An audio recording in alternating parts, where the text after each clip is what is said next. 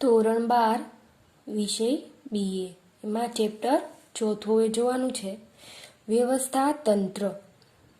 વ્યવસ્થા તંત્ર આ ચેપ્ટર ટોટલ 10 ગુણમાં પૂછાય છે. હવે એની પ્રસ્તાવના જોઈશું. આયોજન દ્વારા એકમના ધ્યેય સુનિશ્ચિત કરવામાં આવે છે. સંચાલનની સફળતાનો આધાર માત્ર આયોજન પર નથી, પરંતુ આયોજનના અસરકારક અમલ પર રહેલો છે.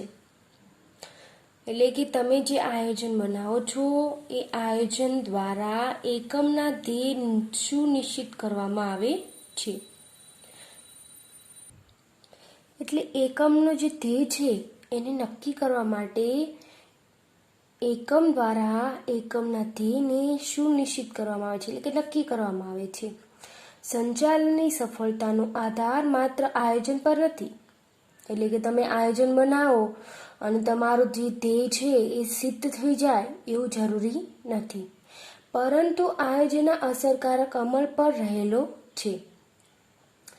આયોજનનો અસરકારક અમલ, તમે જે આયોજન બનાવ્યું છે એ આયોજનનો અમલ અસરકારક હોવો જોઈએ, એટલે કે એમાં કોઈ ચૂક થવી જોઈએ નહીં. આયોજનના અસરકારક અમલ અને ધ્યેયની સિદ્ધિ માટે જે વહીવટી માળખું રચવામાં આવે છે તેને વ્યવસ્થા તંત્ર કહેવામાં આવે છે. એટલે કે આયોજનનો જે અસરકારક અમલ અને ધ્યેયની સિદ્ધિ માટે જે વહીવટી માળખું, એક વહીવટી માળખું બનાવવામાં આવે અને એ રચવામાં આવે છે. એને શું કરવામાં આવે? રચવામાં આવે. તમે આયોજન બનાવો એ આયોજનને અસરકારક અમલ માટે તેની ધ્યેય સિદ્ધિ કરવા માટે વહીવટી માળખું, એટલે કે વહીવટી માળખું એટલે કે કોણ કયું કાર્ય કરશે, આમાં કોની કોની જરૂર પડશે, કયું વહીવટ કોણ કરશે, એ વહીવટી માળખું રચવામાં આવે છે. તેને વ્યવસ્થા તંત્ર કહે છે. જ્યારે સમાન ધ્યેયની સિદ્ધિ માટે એક કરતાં વધુ વ્યક્તિઓ કામ કરતા હોય ત્યારે એકમના અસરકારક વ્યવસ્થા તંત્રની આવશ્યકતા રહે છે. એટલે કે જ્યારે સમાન ધ્યેયની સિદ્ધિ માટે કોઈ એક જ ધ્યેય હોય અને એ ધ્યેયની સિદ્ધિ માટે કેટલા વ્યક્તિ, એક કરતાં વધુ વ્યક્તિઓ, કારણ કે એક વ્યક્તિથી તો કામ થાય એવું શક્ય નથી ને, એમાં તો ઘણી બધી વ્યક્તિની જરૂર પડે. એટલા માટે એક કરતાં વધુ વ્યક્તિઓ કામ કરતા હોય ત્યારે એકમમાં અસરકારક વ્યવસ્થા તંત્રની આવશ્યકતા રહે છે.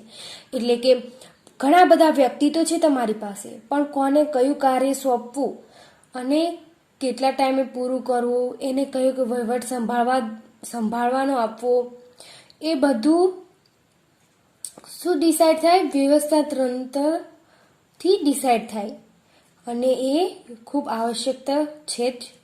એકમની ધ્યેય સિદ્ધિ અને કાર્ય સફળતાનો આધાર એકમના કર્મચારીઓ વચ્ચે કાર્યોની સ્પષ્ટ વહેંચણી,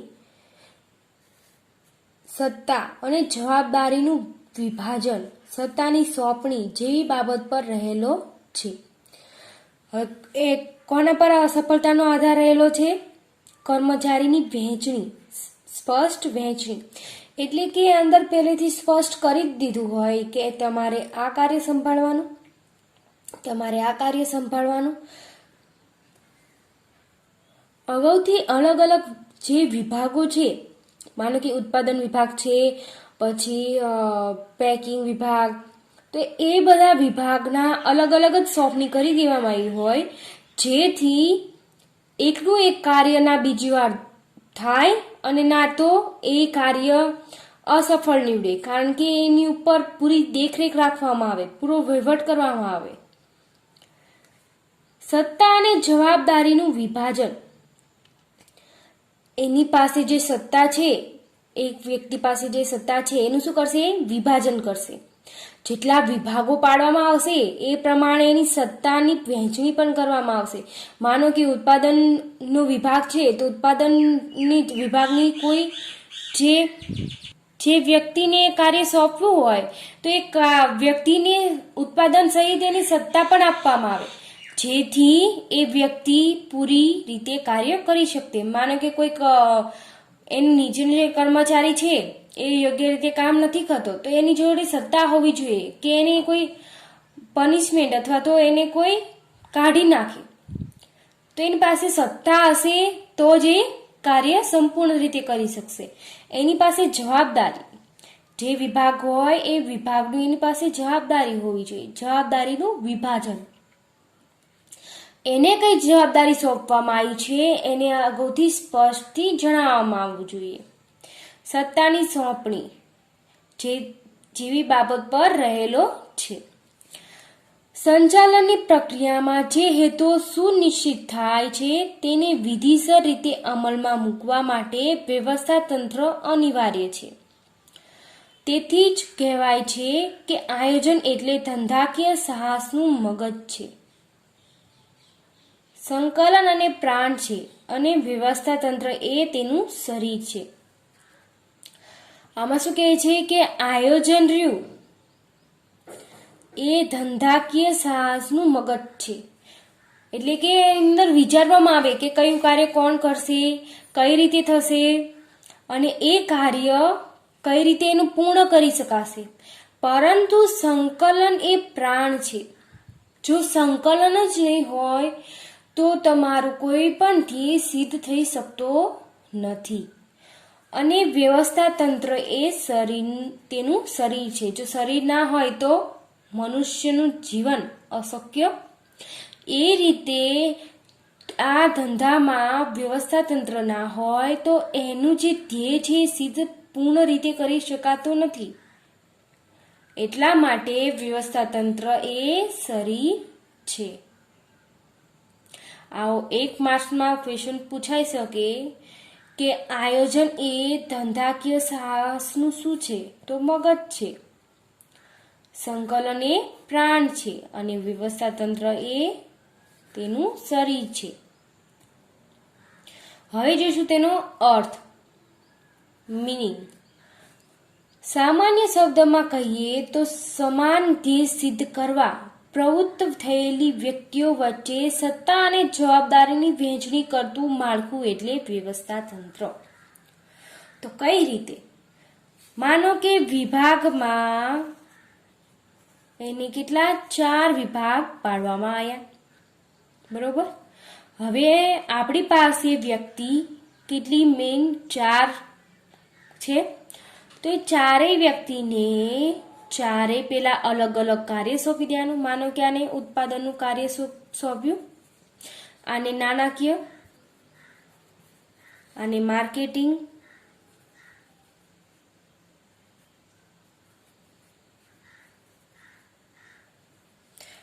પછી આને વહીવટી. તો આ જે અલગ અલગ છે, તો એક માણસને આપણે કહી દઉં કે તમારે ચારેયને મળીને આ બધું કાર્ય સંભાળવાનું, અને કોઈને કંઈ કામની વહેંચણી ના કરી તો શું કરશે? આ ઉત્પાદન જે વ્યક્તિને આપણે કાર્ય સોંપ્યું હતું એ અહીંયા ધ્યાન રાખવા જશે ને અહીંયા ધ્યાન રાખવા જશે ને અહીંયા ધ્યાન રાખવા, તો શું થશે? બધું કાર્ય બગડશે.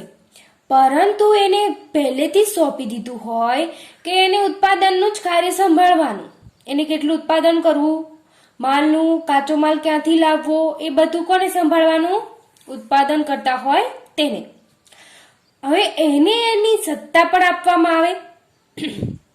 માનો કે ઉત્પાદન કરતા જે નીચેના કર્મચારી છે એ યોગ્ય રીતે એનું પ્રોડક્શન થવા દેતા નથી, અથવા તો તેની માલમાં કોઈ હેરાફેરી કરે છે, તો એના ઉપર એ એક્શન લેવાની એની પાસે સત્તા હોવી જોઈએ કે એ રોકી શકે, તો જ એ કાર્ય સંપૂર્ણ રીતે પાર પાડી શકે.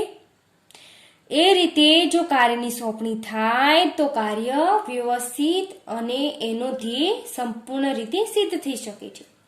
એટલા માટે વ્યવસ્થા તંત્ર જરૂરી છે. હવે વ્યાખ્યા સમજી લઈએ કે સમાન ધ્યેય સિદ્ધ કરવા પ્રવૃત્ત થયેલી વ્યક્તિઓ, એટલે કે તમે જે વ્યક્તિને એક ધ્યેય છે તમારો એ સિદ્ધ કરવા માટે એને નિમી છે, એ વ્યક્તિઓ વચ્ચે સત્તા અને જવાબદારીની વહેંચણી કરવી. મેં અહીંયા તમને કહ્યું ને એક્ઝામ્પલ આપીને કે એની સત્તા અને જવાબદારીની વહેંચણી કરતું માળખું, એટલે કે અગાઉથી નક્કી કરી દેવામાં આવે કે કોને કયું કાર્ય કરવાનું છે અને એને અંદર કેટલી સત્તા આપવામાં આવી છે, એની જવાબદારી શું છે, એ બધું એને વહેંચી લેવામાં આવે છે, એટલે વ્યવસ્થા તંત્ર. એકદમ સહેલી વ્યાખ્યા છે કે સમાન ધ્યેય સિદ્ધ કરવા પ્રવૃત્ત થયેલી વ્યક્તિઓ વચ્ચે સત્તા અને જવાબદારીની વહેંચણી કરતું માળખું એટલે વ્યવસ્થા તંત્ર. હવે એની જોઈશું વ્યાખ્યા. આ વ્યાખ્યા કોને આપી છે? ચેસ્ટ આઈ બર્નાર્ડ ના જણાવ્યા મુજબ બે કે તેથી વધુ વ્યક્તિઓના સહકાર દ્વારા થતી પ્રવૃત્તિ એટલે વ્યવસ્થા તંત્ર. કારણ કે વ્યવસ્થા તંત્ર કોઈ એક વ્યક્તિ તો થઈ શકે એમ નહીં, એમાં એકથી વધુ વ્યક્તિની જરૂર પડે. એટલા માટે બે કે તેથી વધુ વ્યક્તિઓના સહકાર દ્વારા થતી પ્રવૃત્તિ એટલે વ્યવસ્થા તંત્ર. બીજી કોણે આપી છે? લુઈસ એલનના જણાવ્યા મુજબ વ્યવસ્થા તંત્ર એ એવી પ્રક્રિયા છે કે જેમાં નિશ્ચિત હેતુઓ સિદ્ધ કરવા માટે લોકો વધુમાં વધુ અસરકારક રીતે કાર્ય કરી શકે તે હેતુથી કાર્યની સ્પષ્ટતા કરવાની, તેનું વર્ગીકરણ કરવાની, જવાબદારી અને સત્તાની સોંપણી કરવાની તેમજ સંબંધો સ્થાપવાની પ્રક્રિયા છે. હવે લુઈસ એલન એવું કહે છે કે વ્યવસ્થા તંત્ર એ એવી પ્રક્રિયા છે જેમાં નિશ્ચિત હેતુઓ સિદ્ધ કરવા, તમે કોઈ એક હેતુ નક્કી કરેલો હોય એનો સિદ્ધ કરવા, એની સફળતા પ્રાપ્ત કરવા માટે લોકો વધુમાં વધુ અસરકાર રીતે કાર્ય કરી શકે. એટલે કે તમે જે લોકોને નિમેલા છે વ્યક્તિઓ જે કાર્ય છે એ વધુ સફળતાપૂર્વક કાર્ય કરી શકે તે હેતુથી કાર્યની સ્પષ્ટતા કરવાની, એટલે કે અહીંયા મેં કહ્યું એમ કે કાર્યની સ્પષ્ટતા કરવાની, કોને કયું કાર્ય સોંપવું એ, તેનું વર્ગીકરણ કરવાનું, એનું જે કાર્યની સોંપણી કરવાની છે કરી છે એનું શું કરવાનું? વર્ગીકરણ કરે.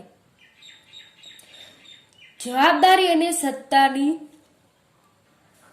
સત્તાની સોંપણી કરવી, એને જવાબદારી આપવામાં આવે કે તારે માનો કે ઉત્પાદનનું વિભાગ સંભાળવાનો, તો એને શું થયું? એ જવાબદારી થઈ. અને એમાં કોઈ ગેરરીતિ વર્તે તો એને પનિશમેન્ટ આપી શકે તો એ સત્તા થઈ. એની સોંપણી કરવાની, તેમાં સંબંધો સ્થાપવાની પ્રક્રિયા છે. એટલે લુઈસ એલન શું કહે છે કે તમારો જે હેતુ છે એને સિદ્ધ કરવા માટે લોકો વધુમાં વધુ અસરકારક રીતે કાર્ય કરી શકે તે હેતુથી કાર્યની સ્પષ્ટતા કરવાની, તેનું વર્ગીકરણ કરવાની, જવાબદારી અને સત્તાની સોંપણી કરવાની તેમજ સંબંધો સ્થાપવાની પ્રક્રિયા છે. આ વ્યાખ્યા એ રીતે પૂછાઈ શકે કે લુઈસ એલનની વ્યાખ્યા જણાવો, અથવા તો એવું પૂછે કે ચેસ્ટર આઈ બર્નાર્ડની વ્યાખ્યા જણાવો. એટલે બે વ્યાખ્યા ખાસ કરી દેવી. હવે છે ખ્યાલ. સમગ્ર વહીવટી તથા સંચાલન પ્રક્રિયાને અસરકારક બનાવવા માટે કાર્યક્ષમ વ્યવસ્થા તંત્ર હોવું અનિવાર્ય છે. સમગ્ર વહીવટી એટલે કે જે વહીવટ કરવાનો છે એ બધો જ તથા સંચાલક પ્રક્રિયાને અસરકારક બનાવવા માટે, સંચાલક પ્રક્રિયા તમારો હેન્ડલિંગ પ્રોસેસ છે એને અસરકારક બનાવવા માટે કાર્યક્ષમ વ્યવસ્થા તંત્ર અનિવાર્ય છે. એટલે કાર્યક્ષમ એ તમે જે વ્યવસ્થા તંત્રનું માળખું બનાવો એ કાર્યક્ષમ હોવું જોઈએ, જેથી કર્મચારી છે એ પૂરી રીતે કાર્ય કરી શકે. સંચાલનની મોટા ભાગની મુશ્કેલીઓ બિનકાર્યક્ષમ વ્યવસ્થા તંત્રમાંથી ઉદ્ભવે છે. જો વ્યવસ્થા તંત્ર યોગ્ય રીતે કરેલું ના હોય તો એમાં ઘણા પ્રોબ્લેમ્સ ક્રિએટ થાય, એટલે કે ઘણી મુશ્કેલીઓ ઉદ્ભવે અને એને કારણે વ્યવસાય તંત્રનું જે તમે બનાવ્યું છે વ્યવસાય તંત્ર એ નિષ્ફળ નીવડે અને તેને કારણે ધંધાકીય એકમ નિશ્ચિત સમયમાં ધ્યેય સિદ્ધ કરી શકતું નથી.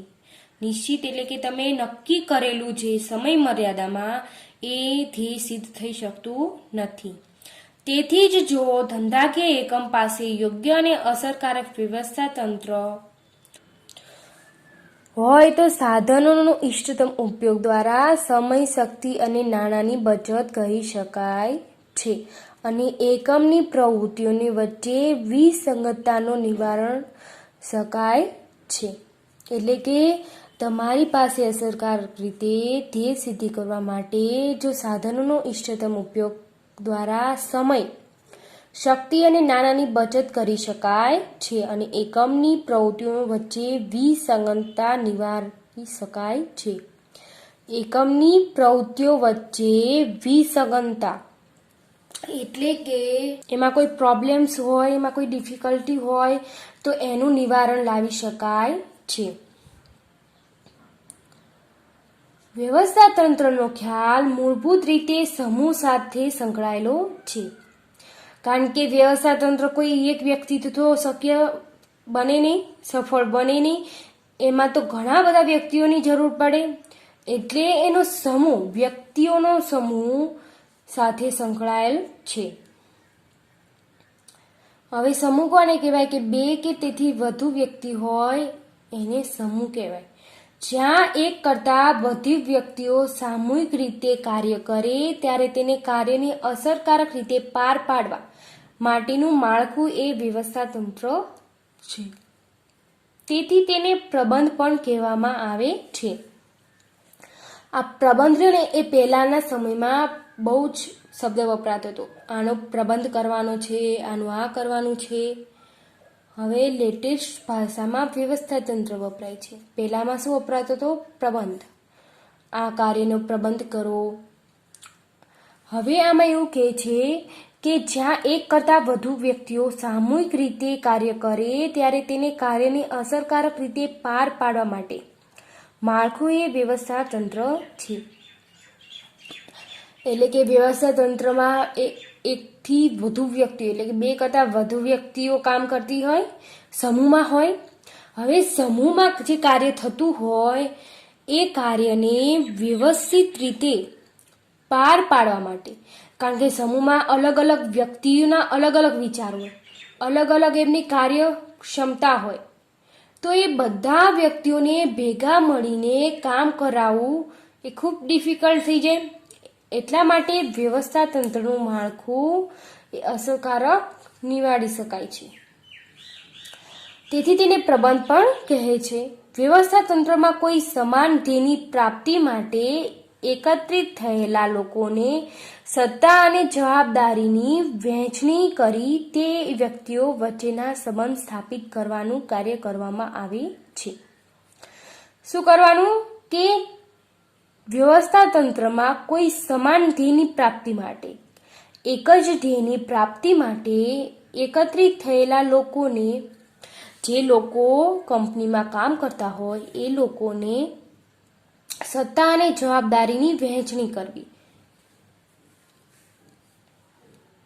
જે જવાબદારી છે એ જવાબદારીની સાથે એને સત્તા પણ આપવામાં આવે છે અને એની વહેંચણી કરવી. તે વ્યક્તિઓ વચ્ચે સંબંધ સ્થાપિત કરવાનું કાર્ય કરવામાં આવે છે. કારણ કે આમાં શું થયું? સત્તા અને જવાબદારીની વહેંચણી કરવામાં આવી. હવે એ વચ્ચે શું થયું? એક સંબંધ સ્થાપિત કરવાનું કાર્ય થયું છે, જે માટે માનવીનું શરીર એ એક ઉત્તમ ઉદાહરણ છે. માનવીના શરીરના જુદા જુદા અંગોના કાર્ય જુદા જુદા છે, તેમ છતાં બધા જ અંગો એકબીજા સાથે સંકલિત હોય છે. હવે આમાં કોની સાથે એને સરખાવવામાં આવ્યું? માનવીના શરીર સાથે. હવે જુદા જુદા અંગો કાર્ય જુદા જુદા હોય છે. માનો હાથનું કાર્ય, પગનું કાર્ય, મોઢાનું કાર્ય, એ શું કરે? બોલવાનું. કાનનું શું હોય? સાંભળવાનું. હવે એક ચહેરા સાથે તે અંગો સંકળાયેલા છે, તો પણ શું એ કાર્ય જુદા જુદા કરે છે. એવી જ રીતે એક જ કંપનીના કામ કરતા લોકો એ શું કરશે, કાર્યનું વિભાજિત કરશે. એટલા માટે એ કાર્ય વધુ સફળતા રીતે નિવાડી શકે. તેમ છતાં બધા જ અંગો એકબીજા સાથે સંકળાયેલા છે. હવે આ પૂછાઈ શકે MCQમાં કે માનવીના શરીર જુદા જુદા અંગો કાર્ય જુદા જુદા છે, છતાં બધા જ અંગો એકબીજા સાથે સંકલિત છે. આ કોની સાથે? તો વ્યવસ્થા તંત્ર સાથેનું.